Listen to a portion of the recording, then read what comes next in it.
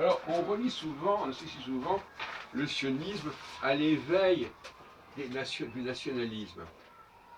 Là, il y a une très grande ambiguïté, parce que on peut dire effectivement que le sionisme, c'est une forme d'application de la doctrine nationaliste au peuple juif. Mais l'autre option, c'est de dire tout simplement que les juifs devaient participer à ces processus nationalistes spécifiques. Non pas en créant leur propre État, mais en participant à la consolidation des différentes cultures dans lesquelles ils se trouvaient. Et donc, par conséquent, que les Juifs participent au nationalisme français, que les Juifs allemands participent au nationalisme allemand, et ainsi de suite. Et donc là, on voit bien qu'il y a une lecture un petit peu biaisée de la question du nationalisme, qui aurait très bien pu, au contraire, ce qui s'est d'ailleurs produit en France avec la Révolution française, où les Juifs ont été intégrés, notamment grâce aux travaux de l'abbé Grégoire, il y a eu l'émancipation qui a permis d'intégrer les Juifs dans l'effort national français, avec plus ou moins de succès, en effet, avec des rôles importants, notamment au niveau de la sociologie, etc. Avec Durkheim, par exemple, je pense à lui, il y a Lévi-Strauss, il y a beaucoup d'Edgar Morin. Les Juifs français ont été très brillants dans le domaine des sciences sociales en France.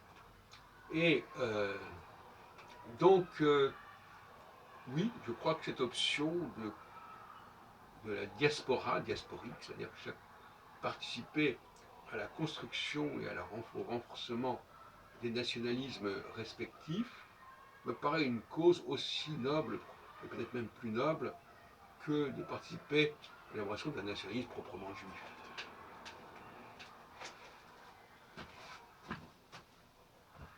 Et dire, je pense même que Herzl, au fond, comme on le sait, j'ai écouté tout à l'heure une émission sur Ici et Maintenant, non, Radio Courtoisie plutôt, il y avait quelqu'un qui avait édité des notes de Herzl.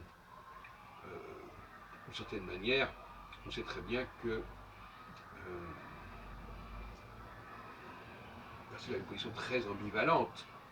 Il voulait créer un foyer juif pour empêcher justement, alors certains diront que j'exagère, mais pour empêcher justement que des juifs étrangers viennent perturber les structures juives de tel et tel pays. Il savait très bien que l'arrivée, et il le savait, il avait prophétisé d'ailleurs, on dit qu'il a prophétisé la création de l'État d'Israël, c'est connu effectivement, il avait dit que 50 ans plus tard, etc.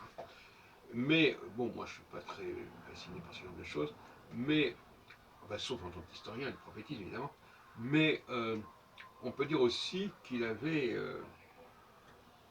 compris l'importance qu'il fallait donner